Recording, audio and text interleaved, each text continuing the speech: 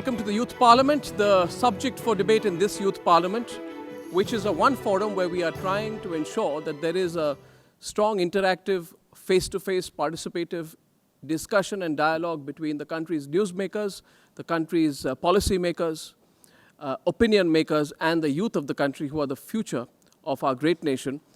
The subject of debate in this Youth Parliament is the economy. As we inch closer to the 2014 elections, we have seen this debate becoming more and more contentious. We have the slowest growth economically in a decade. Some say it's going to go way beyond where it is, below 5%. Others are optimistic. Facts after facts are cited by both sides. The UPA is under criticism for letting the people of this country down with an absence of clear governance. Policy paralysis is a word that we have seen repeatedly used. Is this only a political slogan? Can the UPA get away by blaming global factors? How much responsibility do they need to take, and can there be any corrective action before the elections at all? The topic for this Youth Parliament is fairly simple. Governance is the reason for India's economic slowdown. Therefore, this motion makes a basic assumption that governance or the lack of governance is the reason for India's economic slowdown. Factors which are political or populist or have nothing to do with the economy have come and plagued our economic decision making.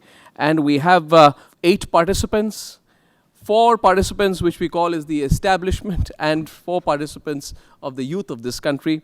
For and against, let me have the pleasure of welcoming our panelists. Before that, Bodhisattva Ganguly to my right is one of India's foremost business and policy journalists. He's Deputy Executive Editor of the Economic Times. And welcome to the debate, Bodhi. What are you looking out for in this debate, by the way? Well, thank you so much. Well, Arnab, just to supplement what you said, there's been a massive the economy was growing at 9% a couple of years back in fiscal 11-12. In the latest quarter, the economy grew by 4.4%. So that's a decline of 450 basis points. So it's a massive fall. There has been, employment growth has slowed down. There is the policy paralysis, which Arnab talked about, has resulted in investments coming to a halt. I mean, there are hardly any big projects coming up anywhere in the country. Now, all these, I think, are facts the government would expect. The question is, who is to blame? Is it global factors that the government, likes to cite, or is it poor governance? So I think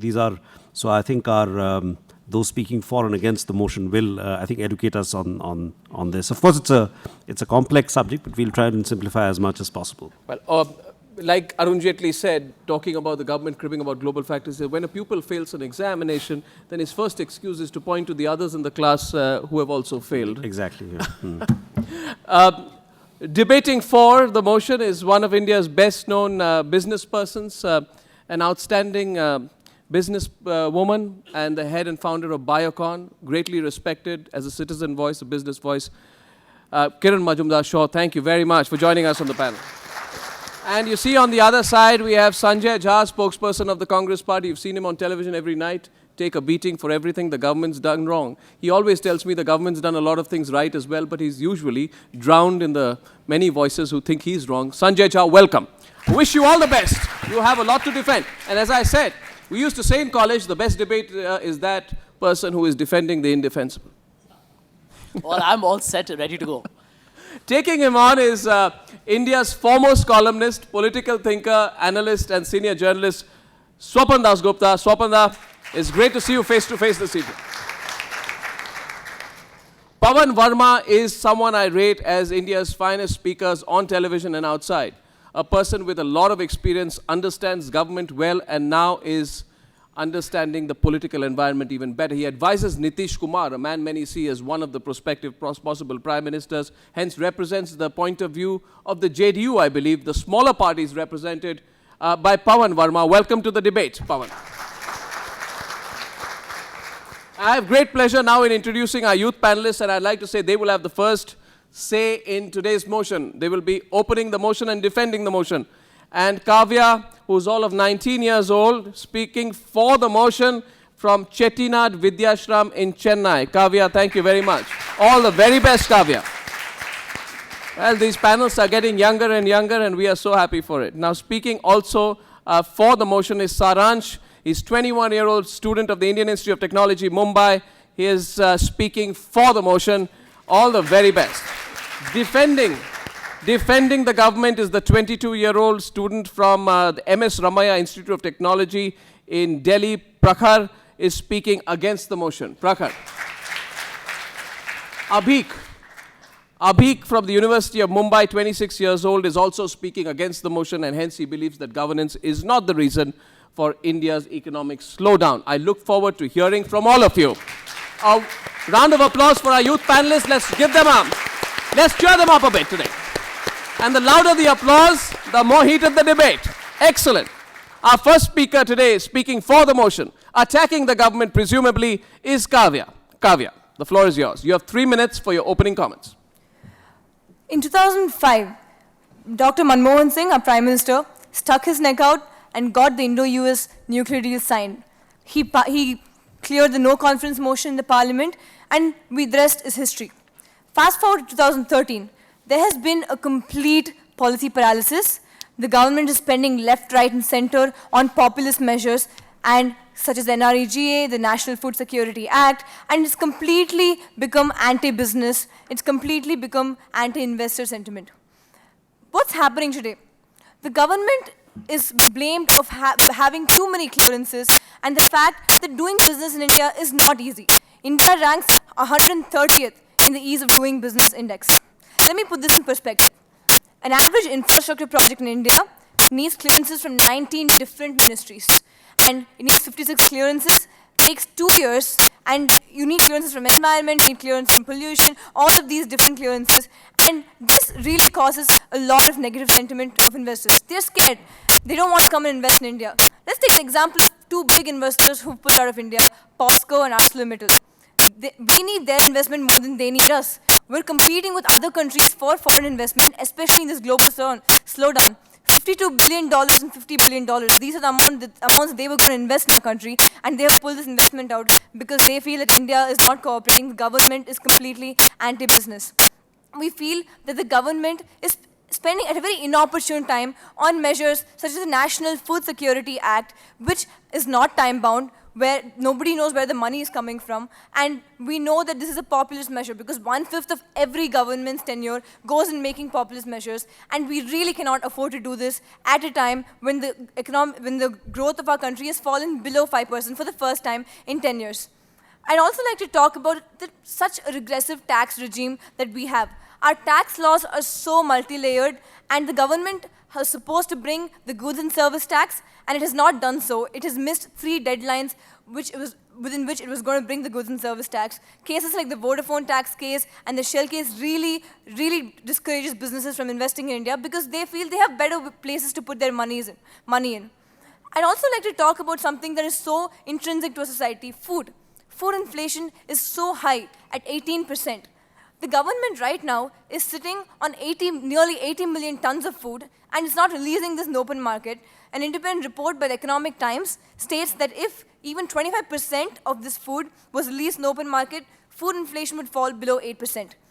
But the reasons that seem to be stated by the Food Minister, Mr. K.V. Thomas, is that they're not able to come up with a price at which they can release this food in the open market. This seems like such a petty excuse, and as the Food Ministry, it is your responsibility to know the dynamics of your sector and really know that when at a time like this is a very important, very necessary act on your part, which you have failed to do. Even our RBI governor, who has been claimed as the messiah in finance, even he has stated the clearances in Indian business take way too long, and people really don't need to invest here. They're pulling out of India and investing back in bigger markets such as the US. Yes, there are a lot of factors. The opposition may tell us it's a global slowdown, and this is not something that is endemic to India. It's happening all across emerging markets. But we believe that the government, at a time when it should have focused on the structural problems that really plague our economy, it didn't really focus on the structural problems. From 2009 to 2010, when we were growing at nearly 9%, this was a jobless growth. Yes, the service sector was booming, but the government really did not do anything to sort of promote manufacturing. And the NREGA, such a populist measure where no real infrastructure is built, no real skill sets are built, and the government still keeps spending on this because they feel this is the way that they can garner votes. So I believe that good economics and good governance are two sides of the same coin. one cannot exist without the other. So if everybody here agrees with me when I say that jobs have decreased in our country, there's a lot of unemployment, especially among the youth, and the growth has slowed down. If you agree with me, then you also have to agree with me that bad governance is the reason, because one cannot exist without the other. I've rested my case. The verdict is yours. Kavya, thank you very much. Round of applause for Kavya, who goes straight to the heart of the issue. She says populism has trumped economic pragmatism. We need to spend some time talking about that. Abhik is our first speaker from among the youth in this panel, and he's speaking against the motion. Abhik. I'm all for the principle of accountability, but let's not bash the governance and expect sweets to fall out of it like we do when we smash a piñata open. Ladies and gentlemen, and the esteemed representatives of the government, I would like to flip the mirror around and reflect on a few points why I feel governance is not the reason for India's economic slowdown. Now, if we acknowledge the fact that India is very, very intricately interwoven with the global economy, it's very, very natural that when developed markets sneeze, India will catch a cold. And this is precisely what happened when developed markets had a slowdown in their economy. Now, there is a very important notion that I would like to introduce here, and it's the notion of investor mistrust. Now, at this juncture, it will be very logical to compare India with several similar developing nations, and I'd like to state some of them for you. Let's look at Turkey, for example. The GDP has collapsed by a staggering 13.8% in the last quarter itself. Let's look at Brazil, an economy very similar to ours. Recorded a current account deficit of 2.40%. That's almost half of its country's GDP. Let's look at Indonesia, served up 2.7% of its current account deficit. And let us look at China. China stumbled to 7%, all the way down from 10%. So we clearly aren't the worst hit. There are others on show as well. So in this environment, with the tapering of quantitative easing that was brought forth by the US federal banks, it started the outflow of money from India. When quantitative easing was announced, developing nations like India boomed.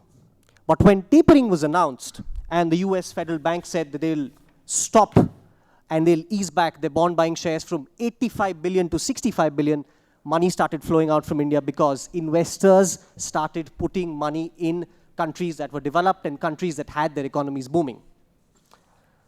Now, we're all up to our noses in a barrel of oil when it comes to describing the oily situation in India, and I'm talking about oil prices. Now, it's a very well-known fact that a majority of oil trading is controlled by the OPEC, the cartel. And it's also a known fact that 90% of oil is traded in paper, not in currency.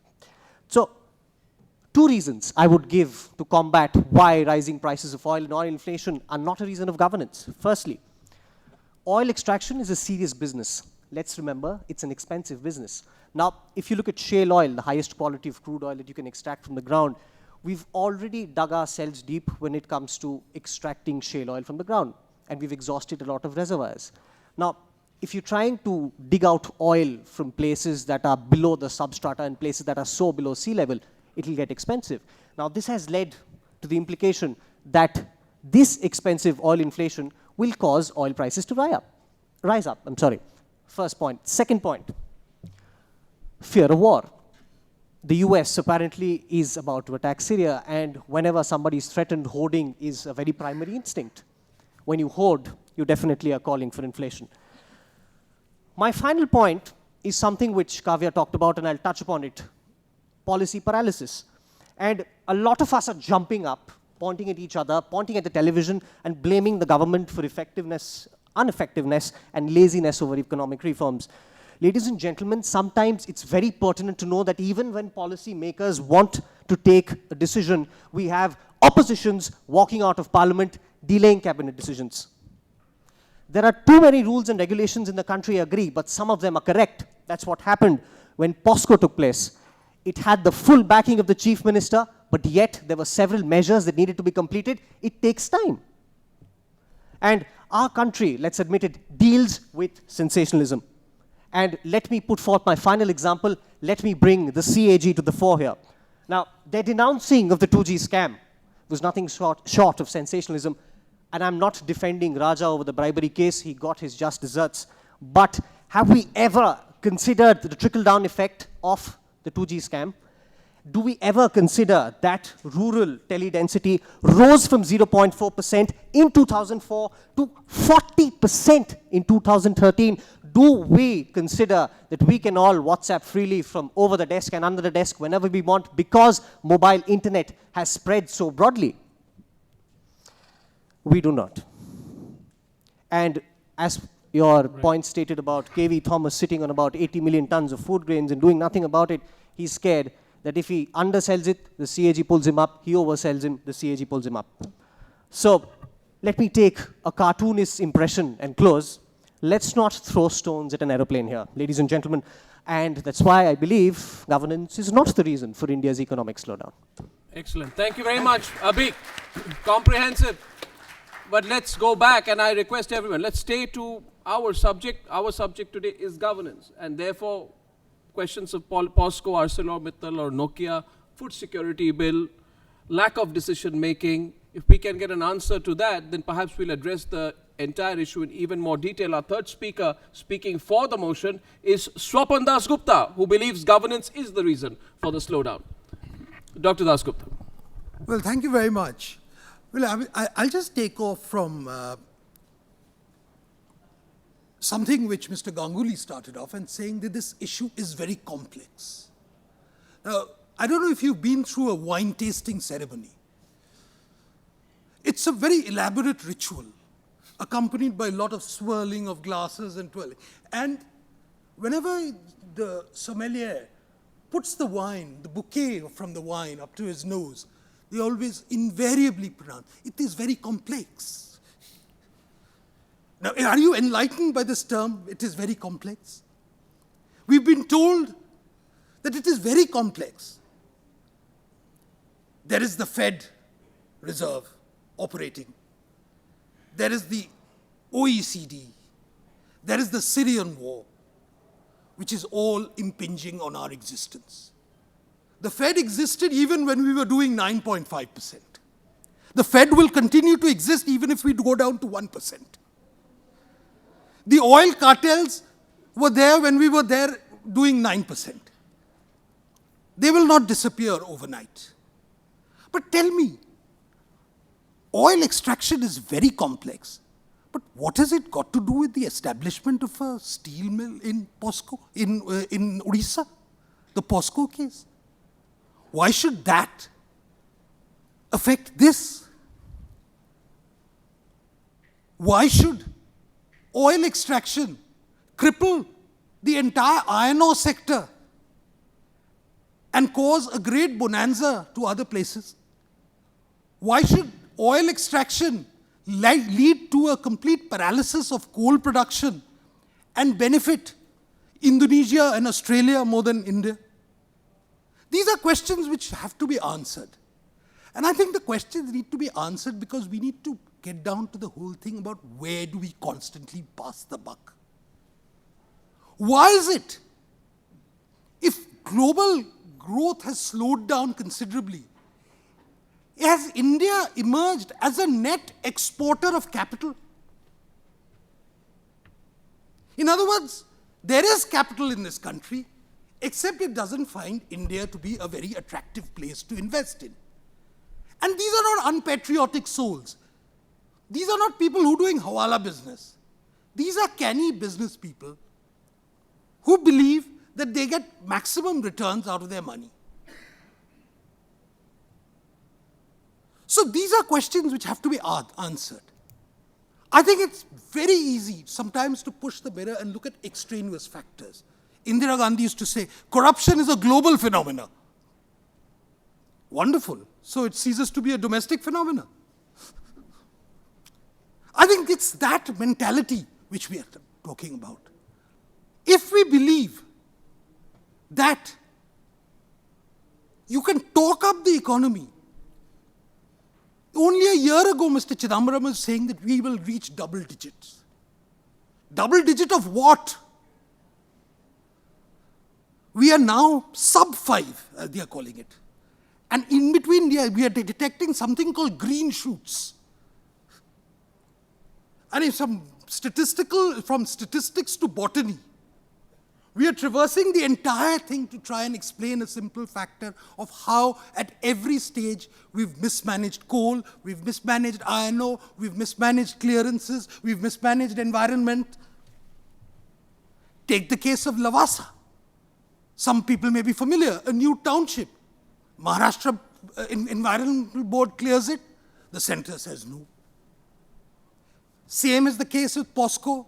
Land acquisition is there in Orissa, but there is a central veto.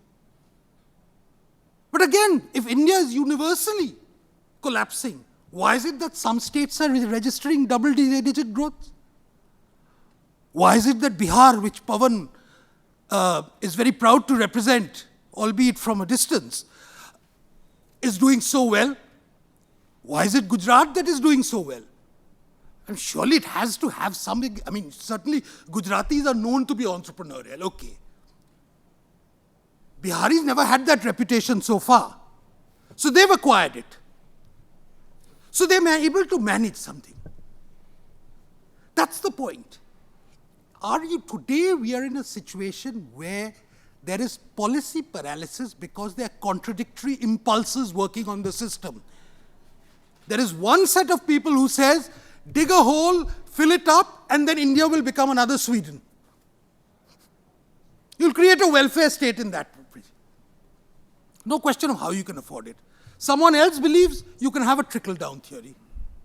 It's the job of the leadership to try and reconcile conflicting impulses and make them into a coherent policy. What we lack today is that sense of coherence. What has oil got to do with the rising price of onions? I mean, okay, they're hoarding in Damascus. But does that mean onion prices in Delhi should go up? I mean, surely the knock-on of that's carrying the knock-on effect a bit too far. Right.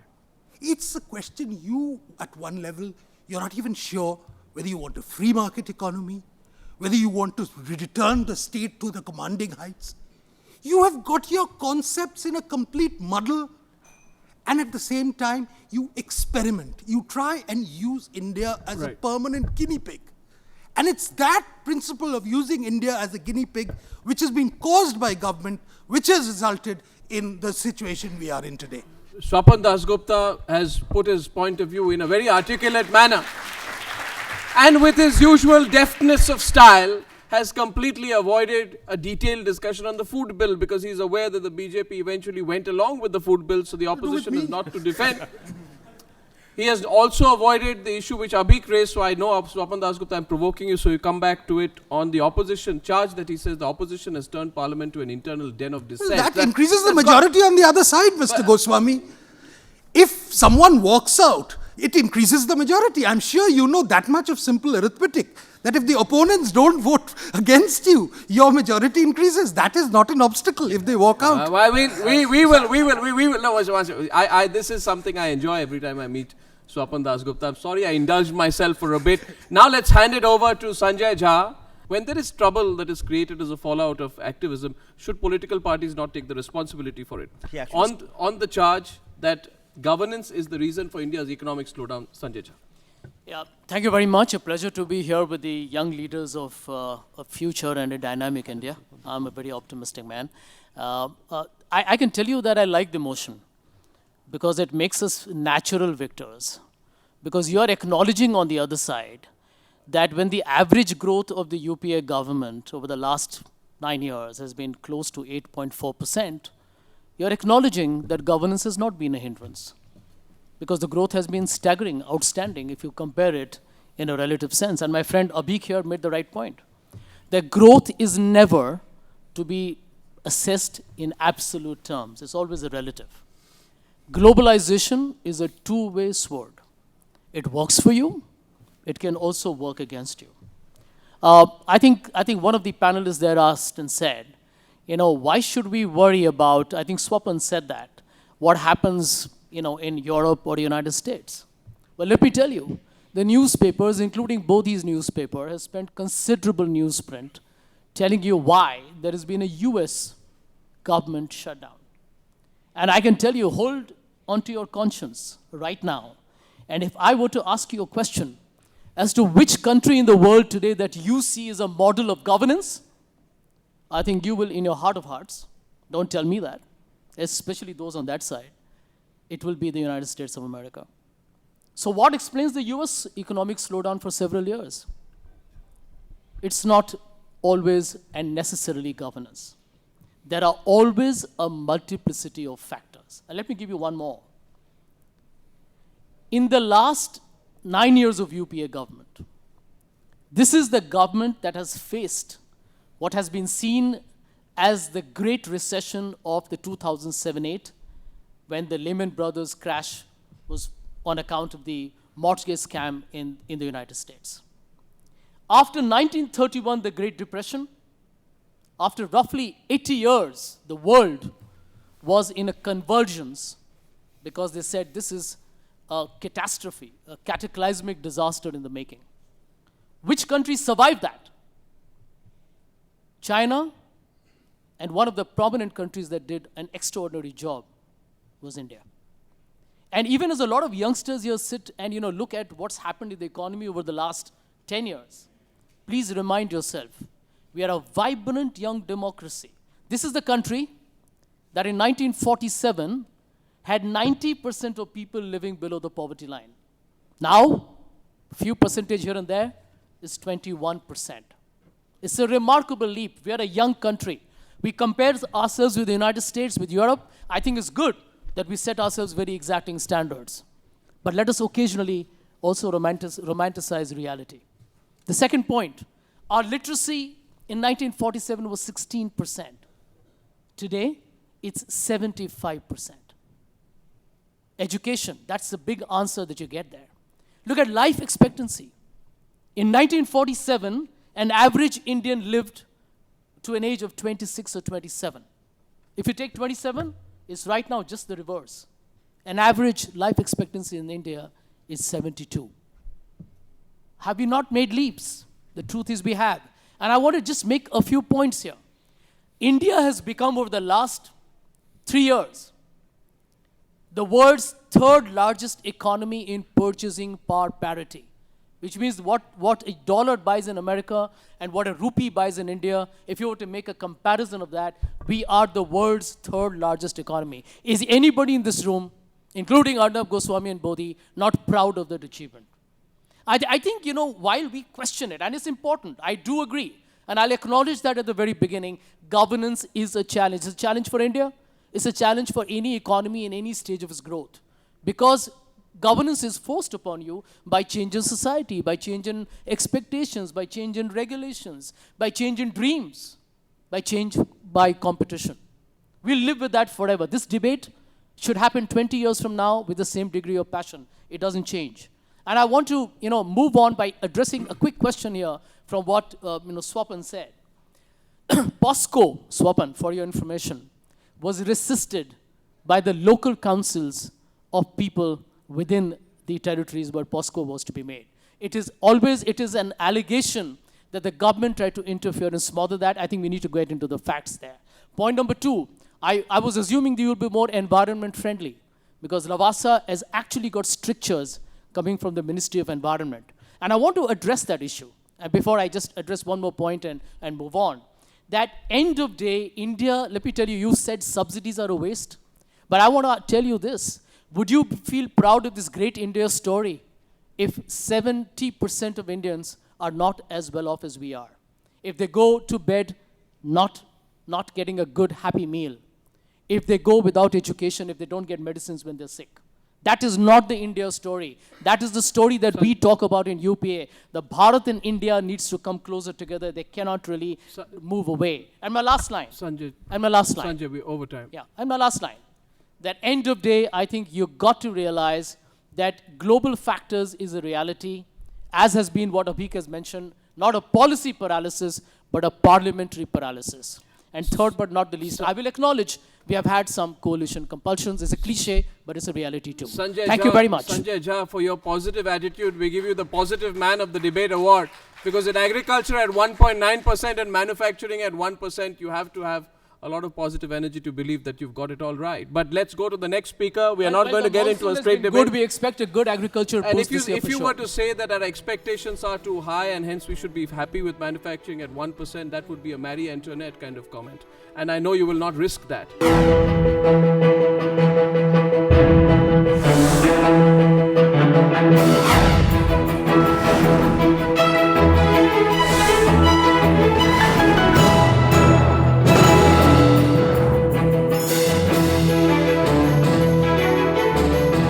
Our next speaker is Saransh, and Saransh is speaking from IIT Mumbai, is speaking for the motion. Saransh.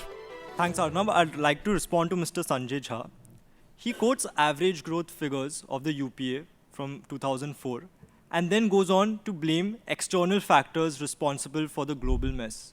If you want to take credit for your growth, you also have to accept responsibility when there's an economic slowdown. Well,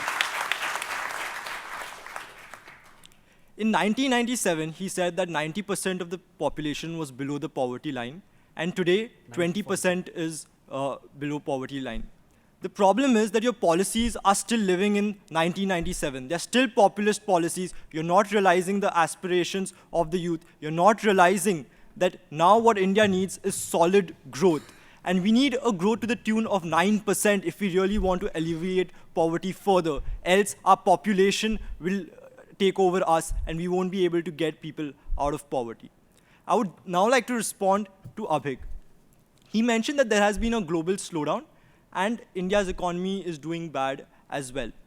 The peak of the global slowdown was during 2008, and during that time, India was still achieving, in 2009, a growth rate of 7%. The problem has been that now it's around 4%. In such a short span of time, our economy has done really bad. And this is actually the time when the developed markets are in fact doing better.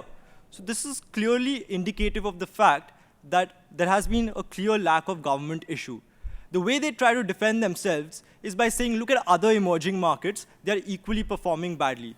Even if you were to take emerging markets as a metric, India lies in the lowest quartile with respect to fiscal deficit, with respect to rupee depreciation. But the bigger point here is, why are we so complacent and benchmarking ourselves to the performance of the emerging market economy? What does an emerging market country mean?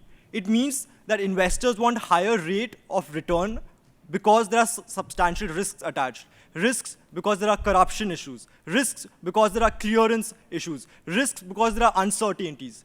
By benchmarking ourselves to the emerging market standards, we are in effect saying that these are the stereotypes that apply to us and we have to be complacent and there is no way that we can get out of it. good point. The last point that he mentioned was about the whole oil economy, and I think Swapna does, he has already responded to it adequately. The challenge here is that even when there is a global slowdown, oil prices are around $100. That just means that there are more number of players in the global economy. And as a government, you need to rise up to the challenge. When the global marketplace is becoming more competitive, you need to establish regulations, rules, and procedures which allow our businesses to become competitive as well. And that cannot happen when people from the industry are saying, Kumar Mangalam Birla has said that $10 billion worth of projects are still under clearances and they're not getting approval. With that, I would like to rest my case. Right. Thank you very much, Saransh. Speaking against the motion, defending the government, is Pawan Verma, representing the JDU perspective. Not Pawan. necessarily, Arnab. And let me say, given the passions and the immediacy of emotions, it's not a very difficult proposition to oppose. But having said that, nor am I here to necessarily defend the track record of the UPA. I want to take this debate to another direction, which I think is equally important. We have castigated, the opposition has castigated global factors. I want to highlight an internal factor. And that, I believe, is that governance. What is governance? Governance is a consequence, a result, an outcome of a certain kind of polity.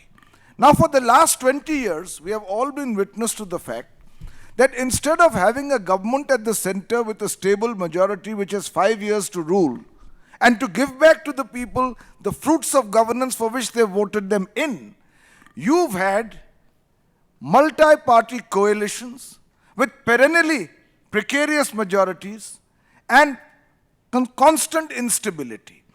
Now, in this situation, notwithstanding moments of high economic growth, to expect enduring governance is difficult because all energies go towards political management and survival. Governments almost live from day to day. They are caught constantly in the tussle of managing a coalition, each constituent of which can pull the government down. So all energies are going to political management and survival and not to governance. So the real cause is not governance. There is an antipathy in the system, and this needs to be followed very closely. And it cuts across all governments that may come to the center now or later, unless we tweak the system substantially. There is an antipathy that has developed between the functioning of democracy and the imperatives of governance. And in such situations, governments resort to populist measures. Populist measures and not enduring long-term foundational solutions to problems. Secondly, another factor happens. The opposition in parliament has been defined to be a partner with the government in the project of governance in the role of a responsible critic. But when the opposition sees the government perennially unstable and on the verge of falling, its character changes. Its character becomes predatory, one of opposing an issue not necessarily on the objective merits and demerits of the issue, but merely in order to embarrass the government and, if possible, nudge it towards a fall. All of these factors contribute to lack of governance. So as Chanakya said, go to the root cause. Think about it, because you may have periods because of a variety of collateral factors of good governance or high economic growth rates. But are we getting optimal governance in this country? No, because the root cause lies elsewhere. On a micro basis, talking of Bihar, I believe there needs to be, apart from any governance standards that you demand, there needs to be a restructuring of the relationship between center and states. States which have performed well. The way Bihar came up from nothing at all to having highest growth rates for 5 years in a row. But it cannot go beyond unless the center now allocates resources at more concessional rates, allows the incentives for private investment to come in. So you brought the state up to a certain point, and you must have then the wherewithal to reward good performance, verifiably good performance by some measures of support, when you will see governance then acting out optimally. Last point I want to make, we all talk of governance purely in terms of statistics. But I want to put this point before this House.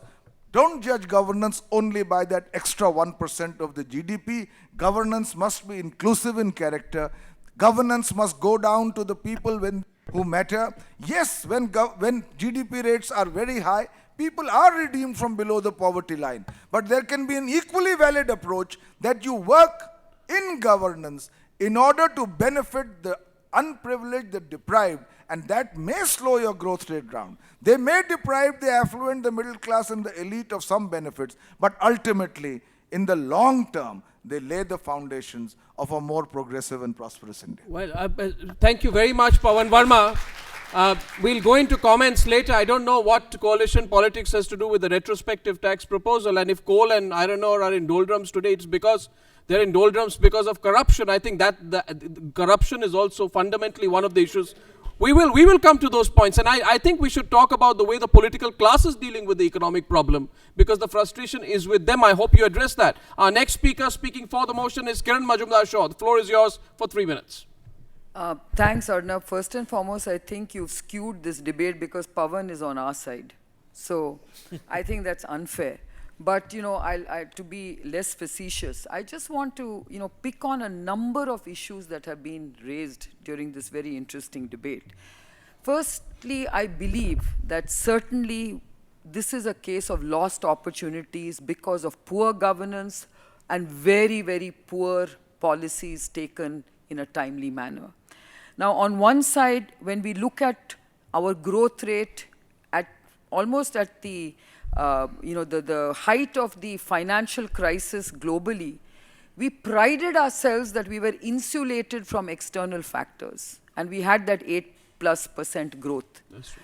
Today, we have dropped below 5%, and now we are no longer insulated. We are now blaming it on external factors. So this blame game has to stop. We are doing this to ourselves. It is self-inflicted. Why? Because we certainly have a very poor governance system that is failing to deliver on every aspect of our economic growth opportunity. Whether it is our laws that are about industrial growth, agricultural growth, or whether it is simply about our social welfare schemes, let's face it, nothing delivers where it's supposed to. When you look at our industrial growth, we know that we have neglected the manufacturing sector. We know that our growth has been skewed because today we have 50% of our jobs coming from the agricultural sector, which is only contributing 15% to our GDP growth. How are we going to create real jobs? How are we going to take those jobs from the land to provide them with real jobs, not NREGA, okay? I think NREGA itself is not delivering on creating skills and real jobs. I mean, that is really a big, big issue for us. And that's wasted opportunities, wasted resources. If you look at the aspect of, other aspects of our economy, we certainly know that corruption is playing a very, very serious role, serious impact on economic development and economic growth. We know that none of our social welfare schemes are reaching the people and really helping them to address either hunger or illness or any of these issues because it is being pilfered away through corruption. And we have very poor delivery systems. So again, it's a case of bad governance. So if you look at it, on one side, Sanjay said that, we are the third largest in the world in terms of PPP. And yet, we have a food security bill that says that 70% of our people are hungry and poor. So where is this governance system that we are talking about, okay? This is where I think we really need to focus our efforts. We all know that we need strong delivery, good governance. We need very strong policies to be put into place to really look at what's going wrong with our economy. I don't want to repeat all the other facts that people have raised about why are we not an investment-friendly destination any longer. Why is it that we've lost our business competitiveness? Why is it that our license Raj has now become an approval Raj? Do you know that the transaction costs that industry faces in India today is amongst the highest in the world? I mean, we should be using technology to bring in transparency and accountability. But even that is not happening. So isn't there a total breakdown in our governance structure, in our delivery mechanisms? Let's not be in denial. And as long as we keep blaming external factors for our own follies, right, I think we are not going to see change. We are not going to see economic revival. That, to me, is really a very serious issue. Well, I think you have a point, Kiran Majumdar. Sure, we are, as a nation, we are 132nd in the ease of doing business in the world. That's a very poor statistic, indeed. Our last speaker against the motion, and after this we are going into open debate, is Prakhar from the MS Ramaiah Institute of Technology. Prakhar. So it's very easy to say that the problems that like the Fed existed before, there are problems that currently India faces also existed before, right? Like things like poor infrastructure, inadequate workforce, small manufacturing sector, and excessive regulation. However, at that time, India was booming. At that time, these problems were still existing, probably at a lesser level. This tells us that the current crisis that we are facing is not only because of the kind of problems that this country is facing inherently, but also the kind of problems that the government really has no control over. Mr. Dasgupta talked about India not being an attractive place to actually invest. And I agree. However, where I disagree is who's actually responsible for this, right? The Supreme Court is passing judgments on everything from GM trials and like unilaterally cancelling telecom licenses. How are we going to get investor trust if something like this is happening, right? FDI in retail is being passed and the opposition is opposing that. Bits like GST and FDI in insurance are not being paid in heed to, and opposition is disrupting the parliament. You cannot expect the government to actually pass proper laws on this. Now, speaking about global factors, right? Like, there's an ideological benchmark that has been set by these credit rating agencies like Standard and Poor's, right? They think that for a country to like run properly, you need to have a certain kind of a certain kind of CAD or a certain kind of FDI, etc., right? I tell you that although those ideological benchmarks are evident, but they're very myopic in nature. The investor is highly trusting those benchmarks, which is something that the government really has no control over. But those benchmarks do not apply to this country, and therefore the investor trust is lost, and so the investors are not investing in this country. Let me pick up something on what Abhik said, right? The idea of recovery of developed markets. There's a crisis that just like almost got over, maybe. Private consumer debt is reducing in that part, and therefore in short term, portfolio investors will want to invest in less risk markets. No matter how much we have tried to diversify our international trade, US and Europe still remain the major trading partners, and therefore what affects them will definitely affect us, and we cannot dispute that at all. So some good things that the government has actually done. They're trying to increase savings, right? And both. For us, for household people, they've introduced inflation index bonds. They're also trying to reduce distortionary subsidies on what the government gives, and therefore that increases capital. DMIC, right? A project that actually brings in 3 to 4% of growth in your GDP with 9 industrial zones, 3 ports, 6 airports, 6-lane expressways, and a 4,000 megawatt power plant. 2 days ago, they introduced a new drug policy, first time in 18 years. They're investing in welfare schemes. They're investing in long-term growth. What companies are doing are investing in short-term growth. When Tata had lots of money, they went and they bought JLR and Chorus, right? And today they're complaining about India not being an attractive place to be. Well, these businesses can't run purely based on government. It has to be a public-private partnership, and that needs to be understood. The FDI and insurance and pension funds that I talked about, BJP wants it capped at 26%, but the government wants to increase it at 49%. Why? Because FDI inflows will be more stable than the equity markets. And with the CAD at about 5% of the GDP, we think that this FDI will increase long-term capital and therefore the economy. So as Sir said here, that it is governance which is a problem, not really the government. And if according to side proposition, good governance is scrapping off welfare schemes, I'm very proud to oppose on that. Thank you. Well, thank you very much, Prakhar.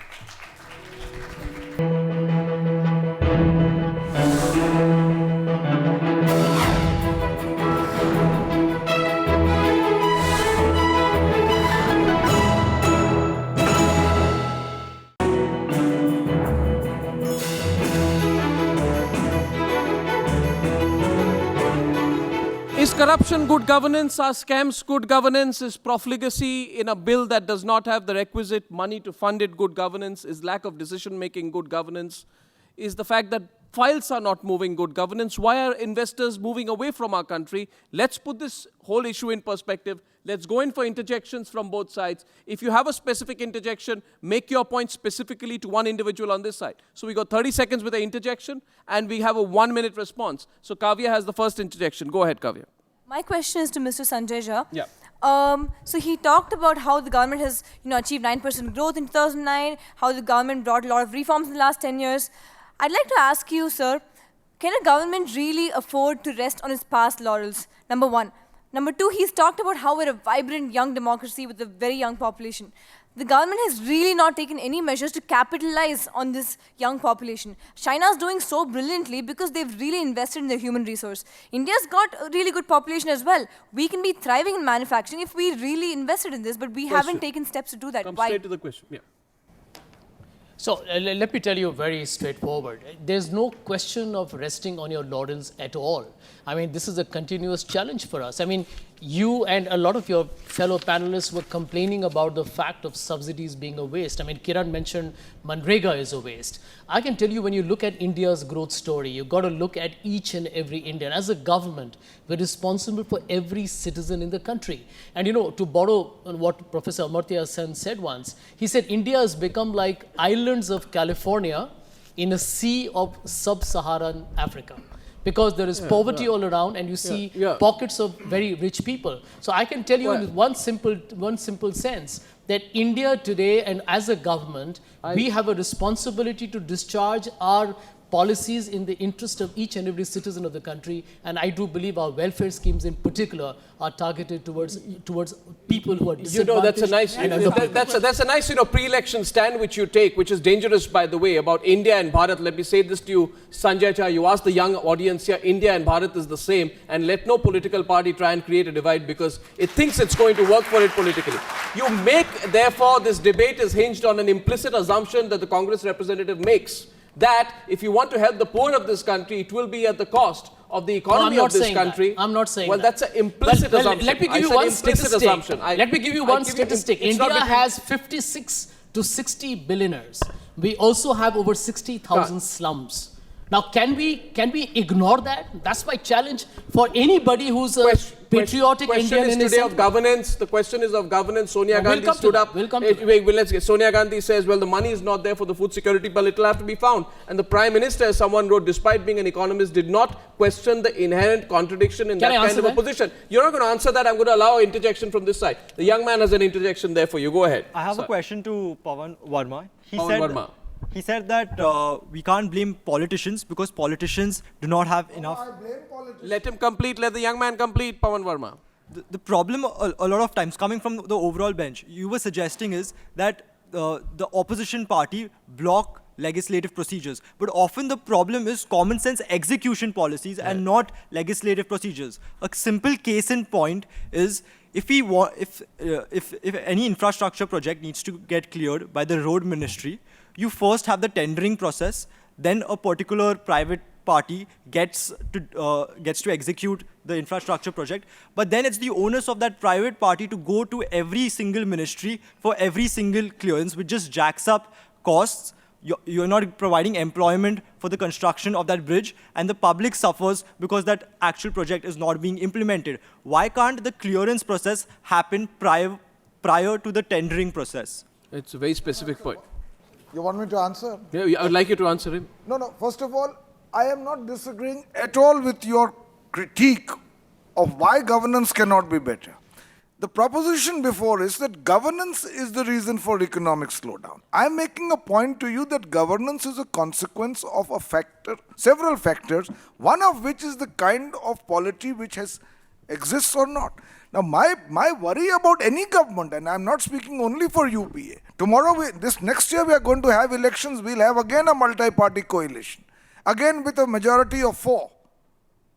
And again all energies will go on political management and survival, and I want to say to you, and a resort to populist measures. Governance is about doing something for the poor, but doing it in a manner which is congruent with the overall growth of the economy if possible. That is governance. That is hard governance, hard decisions.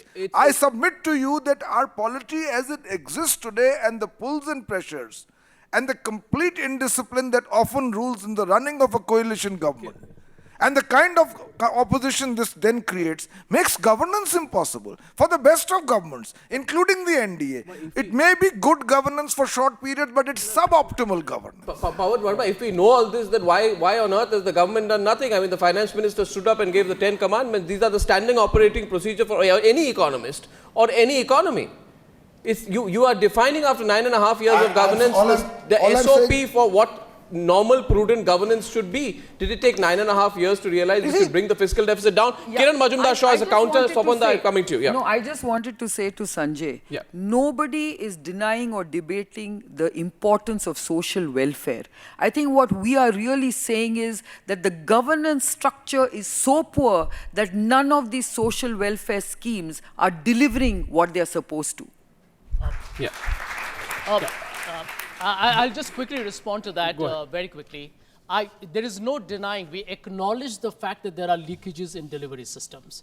We acknowledge that we are not 100% there. We agree, which is why we have looked at schemes like, we have talked about direct benefits transfer, which is why we are talking about computerizing the PDS, which is why we are talking about making Aadhaar become an identity-based method of receiving benefits. But there's one point that I would like to make, and I want to answer Arnab as well. She's countering, I allow that. I want to ask you, the 1 rupee rice is now finding its way into the open market. That's what I mean by governance structure. Okay? Even if you look at free medicines, that's not really being done the way it should be. Nothing, and you talk about NREGA jobs, these are not at all creating real jobs. When industry comes to government and says, look, you subsidize our employment, you give that 100 days, but we will pay for the 200 days and bring them into our labor force, the government says no. Why? Because you don't have a structure. You don't have governance. No, it's also inbuilt into the Act. Swapan Das Gupta is also adding on to that. Can I respond to Kiran? Inbuilt into the Act. Yes, absolutely. The way in which NREGA has been designed, it's deliberately and willfully non-asset creation, non-skill building. Absolutely. In other words, you cannot have anything which creates. That is the point of NREGA. In other words, it is another way of a dole. If you look upon India as giving sops and doles into people's pockets, you will get yourself into a muddle like that.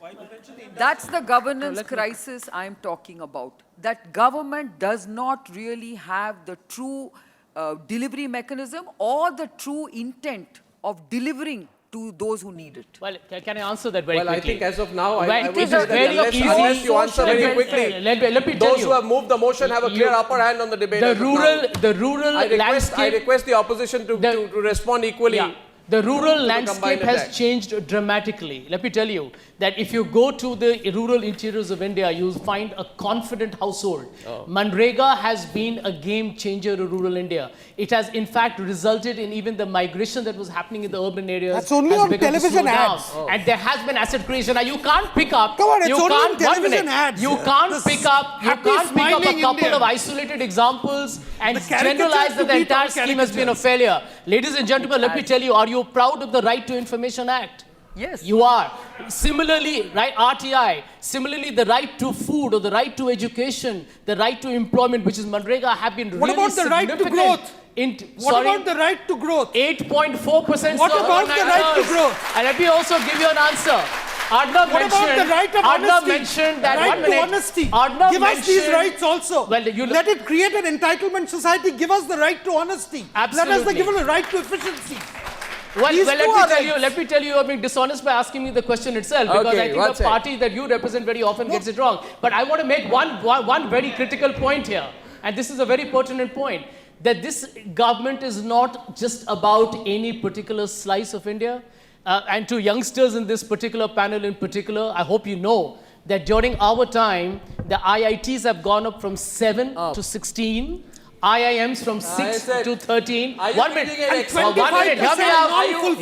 Hear me out. Sanjay, I have a question for you. Yeah, go Are ahead. you reading an excerpt of the Prime Minister's Independence Day speech? No, I'm not. I'm giving you facts. I'm giving you facts.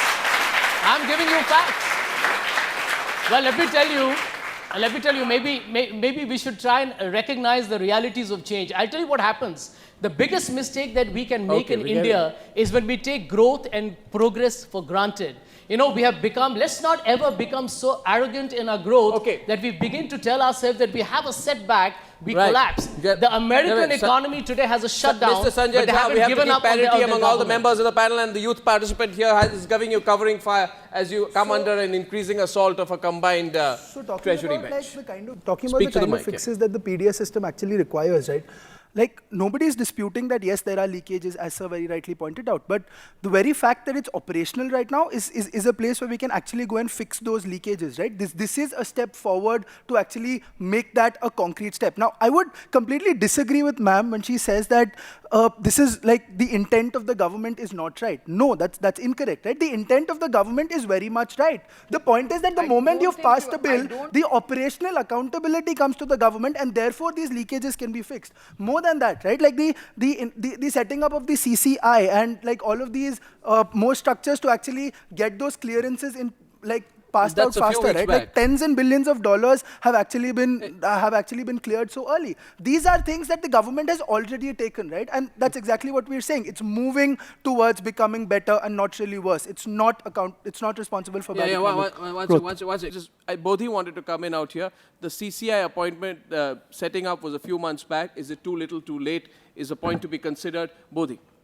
Well, I mean, yeah, it is too little, too late. The question is that they have cleared a lot of projects, but I don't think most of these projects have actually started off. But I just want to ask a question to Sanjay Jha. I think the basic point being made at a more serious level, I mean, it is complex, as Swapan said. But the point is you have an NREGA, you have the Food Security Act. I mean, one can't perhaps dispute the need of such legislation in principle. The question is it in line with the fiscal capacity of the state? I mean, I think that is the basic issue. See, Bodhi, at a time when the economy is growing below 5%. Well, let me tell you, if you read Mr. Chidambaram's statement, there is already a rebound happening. I'm going back to, just a month ago. I was in a television program when an anchor told me, and it wasn't Arnab Goswami, I'll give him full credit for that. When an anchor told me, are we in the middle of a financial emergency? Is India going to head for a debt trap and collapse?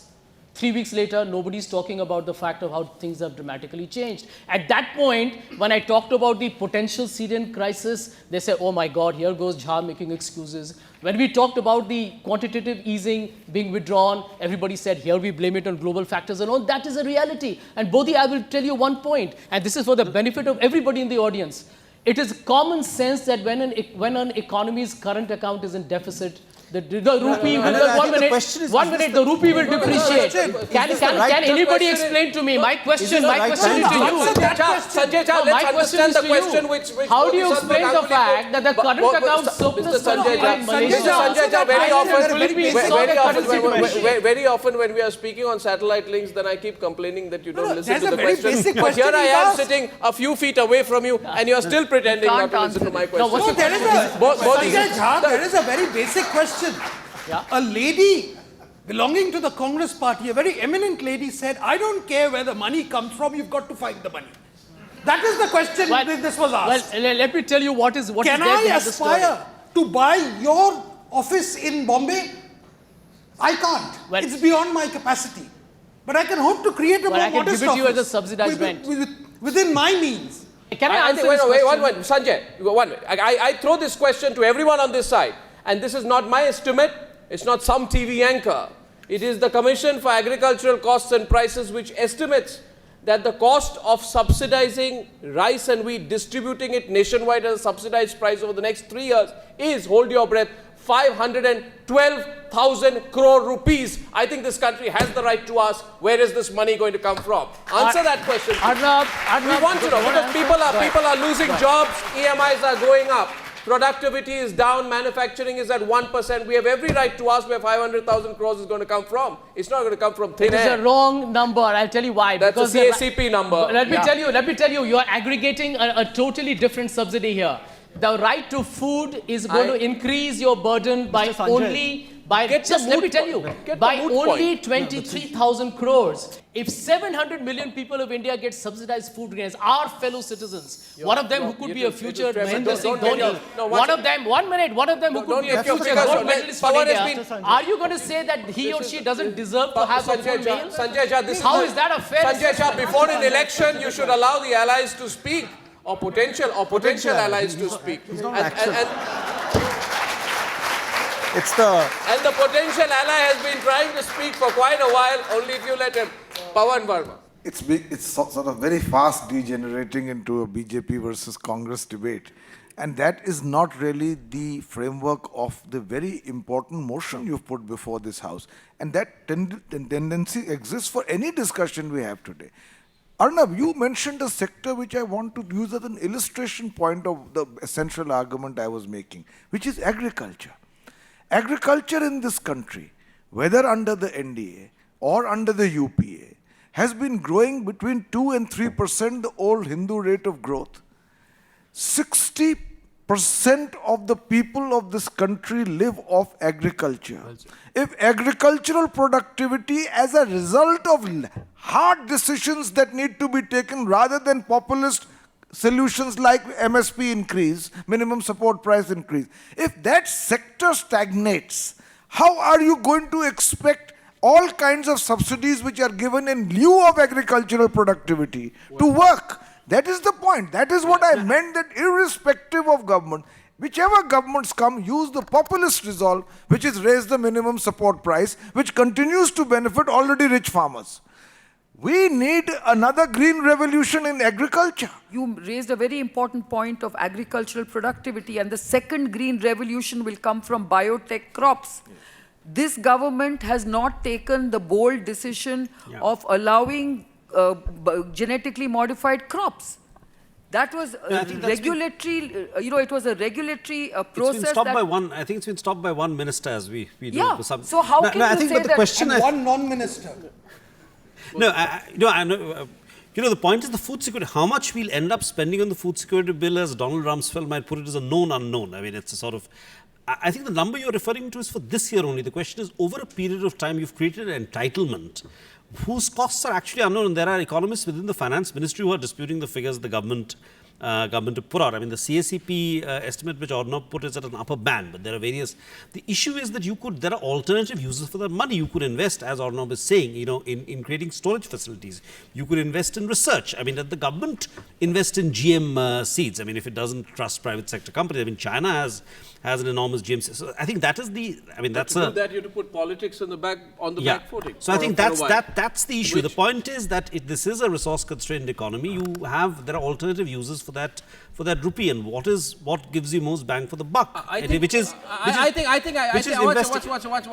think we are going to an area right now where we also... I'm coming to you, Abhik. You see, you've not spoken since your introductory comments. Coming straight to you. What about the people?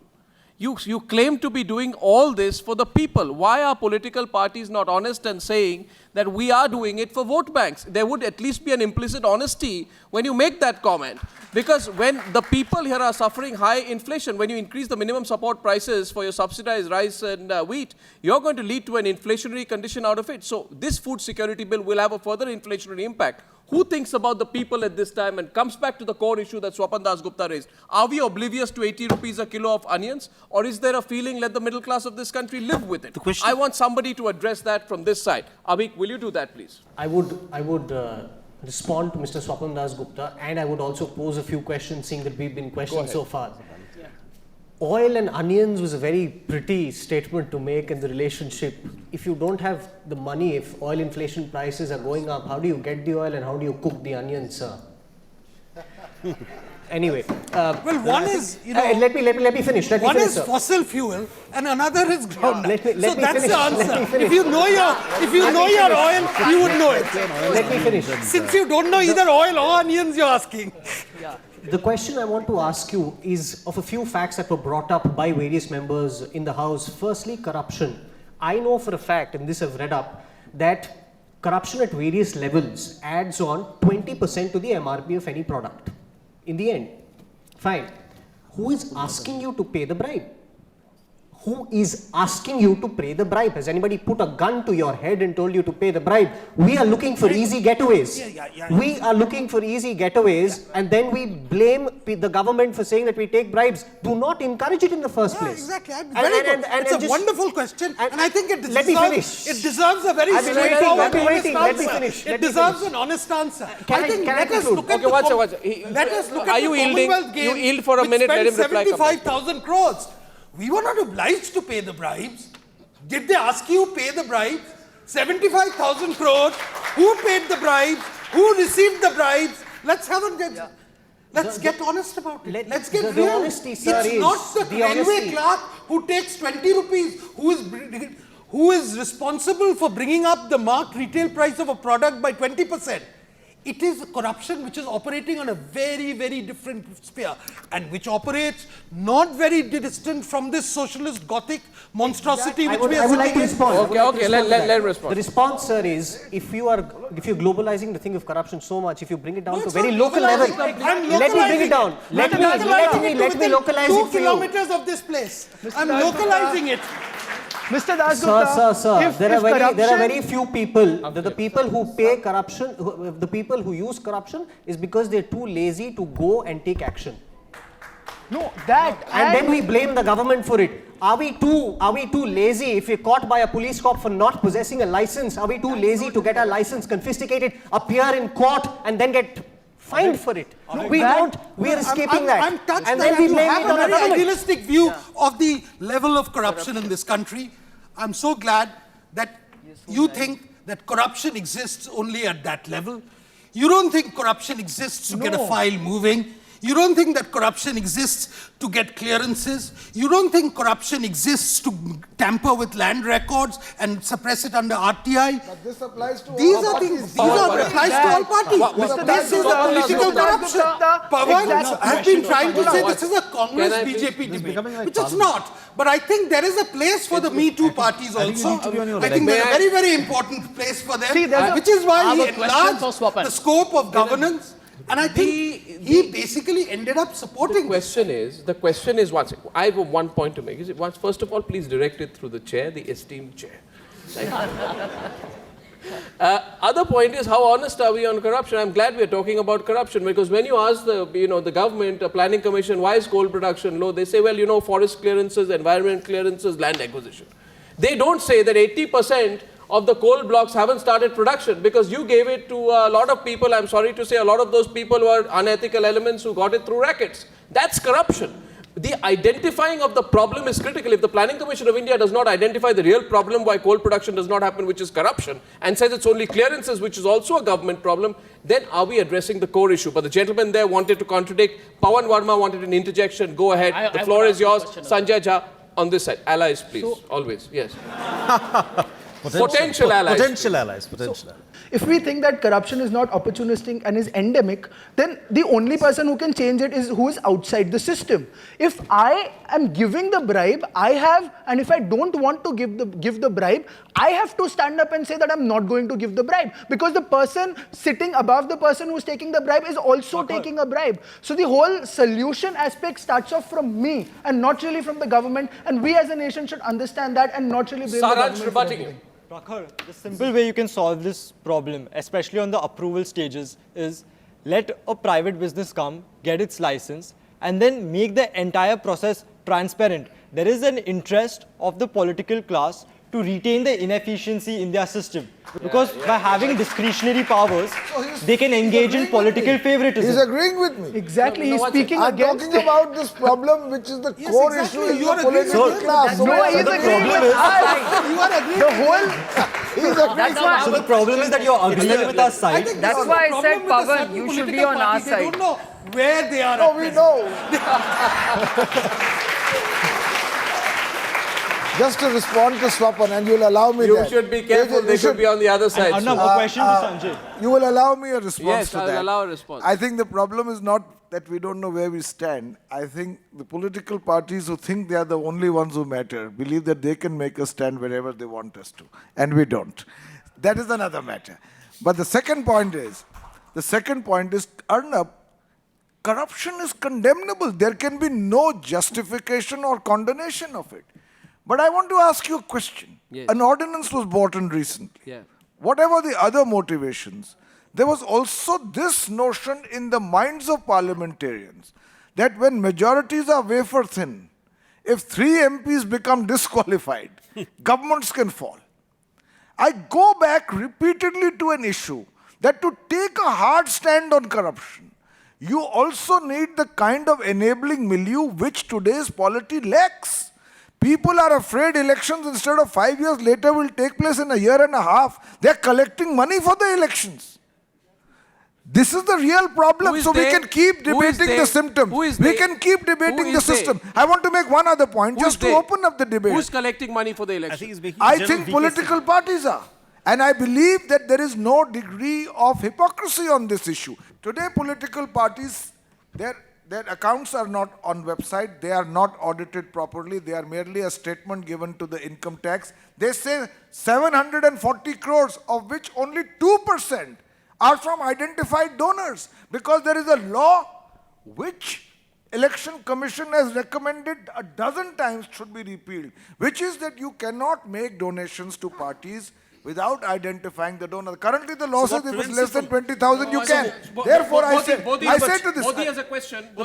What prevents you from repealing the law? What prevents Parliament So from... I'm so glad you asked the question. What prevents it? Because the entire political class, as a result of the dynamic of its functioning, is complicit in the perpetuation of these bad laws.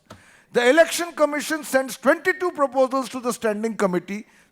3 come back approved, which include the decibel level of speakers during election rallies, and all the major points are ignored and sent back. What are we going to do? Will we continue to discuss the symptoms here, or should we go to root causes? Watch it. Kavya, the problem I find is roundabout. You acknowledge the problem, you say it exists, then you find everyone else to blame but the political class itself. You blame everyone. Blaming them on directly. And I'm saying, therefore, it's a generic problem. Kavya is countering you, Kavya. So I feel like we've really moved the focus of this debate to electoral reforms and the money spent there. I just want to come back to just How one. else do we Just oppose one. it? Just 1 second, please. Okay, just a point. So they talked about how the CCI has cleared like 1.3 lakh crores of projects, and suddenly they've cleared all the projects and red tapeism is not there. But I'd like to say something. These are projects that have been stalled for 4 or 5 years. So now the banks don't have the finances lined up to start work on these projects immediately because the interest rates have gone up. The banks are not able to lend money. The companies. So the banks are not able to lend money to the companies to start these projects. Don't you think the government is acting too little, too late? Like Sir said, isn't it too little, too late? And I feel like also one more thing I'd like to talk about is the National Food Security Act. You want to bring about a targeted public distribution system. So in states like Tamil Nadu and other states where the PDS actually works, there's no clear-cut time frame or measure or how exactly the implementation is going to take place. Is it going to be allied? Is it going to be in line with the public distribution system? None of this has been really discussed or debated about. So what would the opposition like to say about this? Yeah, absolutely. I think Sanjay Jha should answer. Sanjay Jha, can I just add one more thing to that? Finance minister, ex-finance minister fighting in the open, is that good? Finance minister indirectly blaming the president for what happened, is that good? The lack of collective decision making is something we are repeatedly asking you here today. Passing the buck has become far too common and taking responsibility far too rare. Would you like to respond to that? Well, let me tell you that, let me reassure you that we got a fantastic, and everybody calls it in the financial world as a dream team, looking at India's macroeconomic realities, which is a Prime Minister who is a renowned economist. You have Mr. Montek Singh Ahluwalia, Mr. Chidambaram. You got a great RBI governor whom all of you love for his good looks. Are you indirectly saying that the previous team and the previous finance minister, President Rashtrapati, well, let me tell you, these are all economists. Are you suggesting that Pranab let me Mukherjee was answer not your part of the question. dream team? On infrastructure, let me tell you, this is a reality, and this is not just in India. We need to overcome that, of course. There is a degree of red tape. There's no denying that. It has been experienced even in public-private partnerships. We need to cut through red tape. That is a reality. And I believe if you reduce red tape and bureaucracy, that will reduce corruption itself significantly. But you have to give space for environmental clearances. Remember when Uttarakhand happened? Everybody knows it was on account of environmental clearances that were given in a casual fashion. So this is a responsibility of the government. So let me tell you the corporate sector. Counter for him. I'm allowing the counter. Saransh is countering. You allow him. Why can't the government do the clearing process and then have the tendering process instead of the private company to go ahead and do all of those things? It delays the costs further and further. Why can't the government do that? A specific question. What I think Answer. The Prime Minister pointed out that we must not allow environment controls to become a part of the new license control permit, Raj. Well, let me tell you, actually in the new clearances that are being given, it is given in a single window. And thereafter, the entire, what is called as a post facto, the clearances are obtained in a fast speed fashion.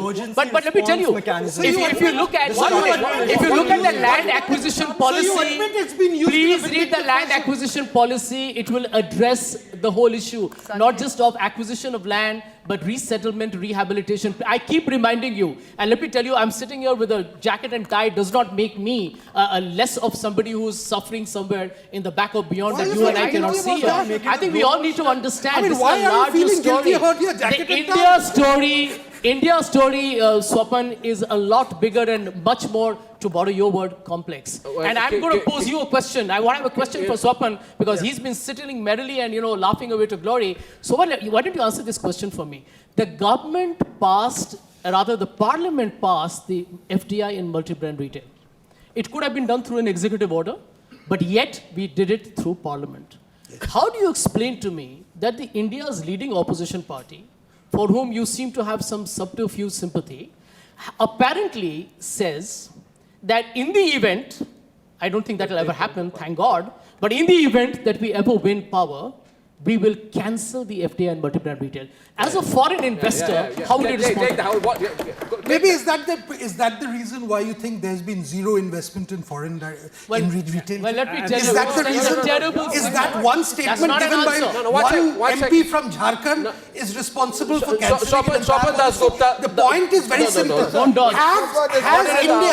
Has India ever reversed any sovereign guarantees? No, one second. And I think that's one thing we should all be Swapan very Das clear Gupta, about. the moot question put back in your court, in fact, this entire treasury benches must answer the question. When you say we will revoke a policy of this Who government. said we will revoke? Well, Who said? Murli First tell Manohar me, Joshi one said. individual person, one yes, member of parliament from Jharkhand said it. Murli Manohar Joshi said. Rajnath Oh, Singh that said. one member from Rajnath the Singh. point is they will not. There has been but no Rajnath guarantee Singh- whatsoever. but- No point.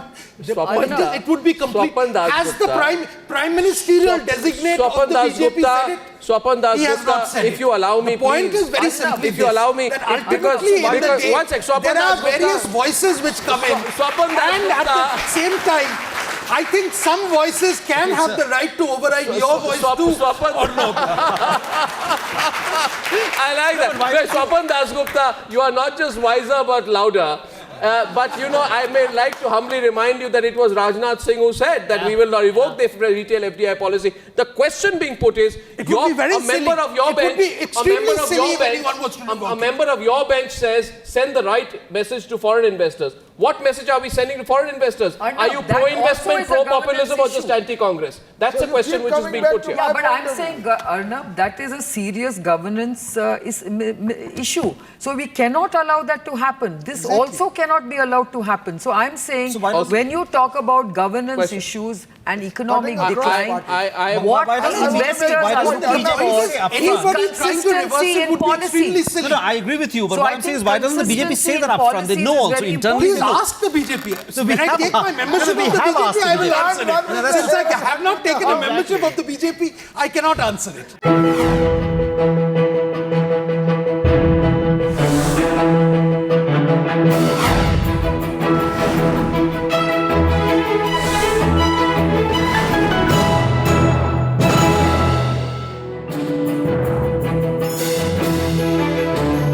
Taking audience questions now. The first audience question is coming from RVCE student from Bangalore. His name is Sai. He's 23-year-old. Go ahead, Sai. You're against the motion, I'm told, so you're with the government, I presume, unless you have switched sides. By the way, may I just take a call of hands at this point of time? How many people are for the motion as of this moment? We'll take a call at the end. How many people believe that governance is the reason? Or rather, who blame the government? Governance is the reason for India's economic slowdown. That's roughly... 90%, Gentlemen 95. on the opposition benches, you have a job to do. You have 15 minutes to do it. So you must fight back, Sai. Let's ignore the fact that clearance is not being done by the government and bureaucracy because the CAG is overreaching. They're really scared to take decisions because they fear being pulled up. But let's come down to certain issues of welfare. In each instance where there's an economic slowdown, when austerity measures have been taken, what has happened is the economy has slowed down further or the economic slowdown has not been stopped. India decided that despite the financial situation that we have, we are going to release a stimulus package. We are going to continue taking care of the people because if we take care of the people, they can be more productive. Tell me why India government is not being given enough credit for taking these steps despite numerous opposition from eminent Who'd like personalities to like take that? yourselves. Who'd like to? Who from the Treasury bench would like to take that? Kiran Shah wants to take that? Go ahead, Kiran Shah. The problem we are talking about is not about why we should not have welfare measures. We are saying that the delivery of welfare measures in India is not efficient. Every single welfare measure that we have in this country, very little is reaching the people who need it. Well, good point. Even the finance minister himself conceded there were irregularities in the farm loan waiver, for example. So it's the implementation of the schemes. No counter questions. I'm allowing a second question. In 2008, in the aftermath of the global economic crisis, we saw India as a legitimate and credible source for investment, right? And that's reflected by the fact that the dollar was just 38 rupees back then. Now, recently, with a recovery in the United States of America, greater employment figures, better growth figures, and the sort of QE that a lot of people have already spoken about in this debate, right? The United States has become a credible source for money, and now money has, capital has flown from India back to the States, right? We know this external factor is true, and I'm no proponent of the government, but I want to know what specific policies that this government has taken that cause the other side to believe that they have dampened investor confidence? It's not the question of US becoming only attractive now.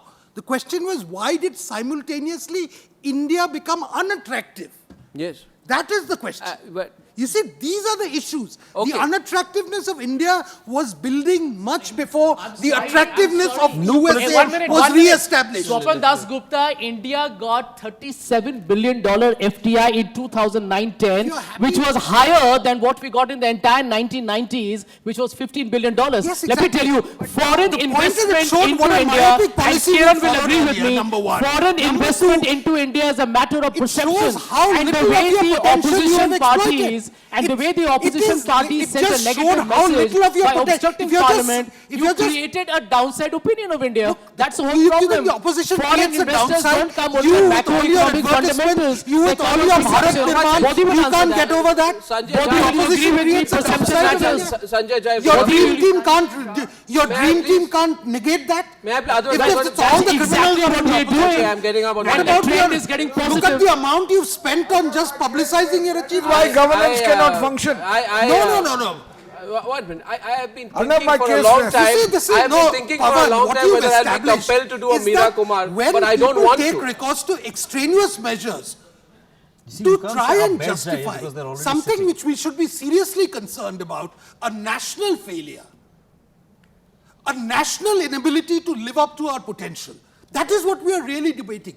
How we can overcome that. May I comment I on can tell you you're sounding very pessimistic. It's not the case at all. It's a comment on what If Swapan there was said. nothing wrong with the retrospective tax proposal and the government did everything right. By the way, I'm mystified as to why, Sanjay Jha, your clock stops 1 year into UPA 1. What happened in 2010? Was it the CWG scam perhaps and the downhill trend after that? Because if there was nothing wrong with the retrospective tax proposal, why did you scuttle it after the finance minister left his office? That's a question that you need to answer. I know you have no answer for that, so I'll give Pawan Verma his turn. Pawan Verma, you had your say. Pawan Verma is responding. Now you see what the Arnab chair does is now to me in at all 9 this o'clock. debate. I take back the control of this debate. Arnab, Go ahead. Swapan raised an important point that this nation is in a state of crisis as far as governance is concerned, and we need to have a serious discussion on its causes.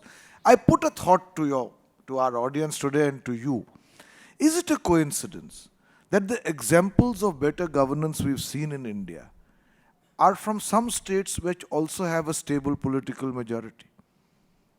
Whether it's Madhya Pradesh, whether it's Chhattisgarh, whether it's Bihar, whether it's Delhi, whether it's Gujarat, the leadership is always important. I concede it.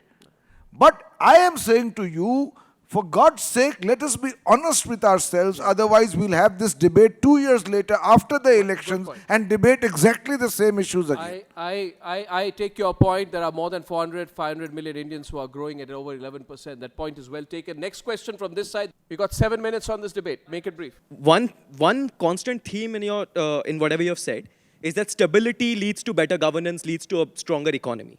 I have two questions. One is that Italy, since the Second World War, has had 54 different governments in 58 years, effectively giving an average of 1 year. And it's one of the 5 most industrialized nations in the world. So you can't blanketly put the blame on that. But secondly, if that is your thesis, that stability leads to better governance, leads to better economy, haven't you done a disservice to the people of Bihar by breaking up a stable coalition? Let me say to you that political stability, which still exists in Bihar because the JDU is very close to a majority on its own without the BJP. But irrespective of which side of the political divide you are on, political stability is obviously not unrelated to what your ideological beliefs are. And therefore, to maintain stability artificially, even when you are convinced that continued alliance with people with whom you have genuine problems, I don't believe that leads to stability. Politics is about the ideological realm. Politics is about views and opinions. Okay. It's not about an artificially hothouse stability. I was not talking of that kind of stability. And secondly, about Italy. Italy is a far more developed economy, my young friend. Perhaps it can have a certain cushioning for perennial political instability. The challenges before India are such that if we continue to repeat the same model election after election, we are going to ask ourselves, where will governance come from? Look at the young generation. Look at the youth. They draw that line and inference. And I like the way this debate is shaped up. from an attempt to look at it only statistically in terms of numbers to making it more real, I think I compliment the youth of the debate for drawing the debate back to where it matters. The youth have understood the link between governance and politics, and we must applaud them for it. So from my side to you, a big round of applause. Next question from the gentleman here. Yeah, like Mr. Jha, he was talking about NREGA. Like I had been working with in rural areas. Like most of the time, whenever I see him, he's always on the TV debates. Sometimes he needs to go to ground zero to check what is happening with Narega. I have. What is happening, like for a quick example, like a place like Bundelkhand, where there were traditional weavers from generation to generations. Now they have been forced to become like laborers. They have lost their craft because the government do not have that kind of policies which addresses that. The India was a rich heritage, rich culture, but it's all getting lost. Okay. Secondly, the farmers, the marginal farmers, we do not have a robust policy. Again, they are again forced into becoming laborers. You make a comment, it's been wrapped up. He's not going to agree with you, but I wouldn't let so, more so youth one more thing, like the politicians of today, they are lacking vision. They are only focusing towards next elections, not next generation. Well, let me tell you, there are majority of the cases have been salutary, beneficial, and they have changed lives. Well, Manrega's impact, you'll have to spend much more time in Bundelkhand than you have. Well, I think you'll also have to spend time reading the CAG report, which trashed the implementation of the Manrega. How many believe this motion is being carried through? That, in fact, you believe governance is the reason for India's economic problems? How many of you do believe that way? How many of you don't? Have any changed their point of view in the course of the debate? The motion has been carried. This has been a fantastic youth parliament. Ladies and gentlemen, and to the youth, thank you very much. Thank you very much for taking part in this youth parliament. Thank you. I'll see you in the next episode.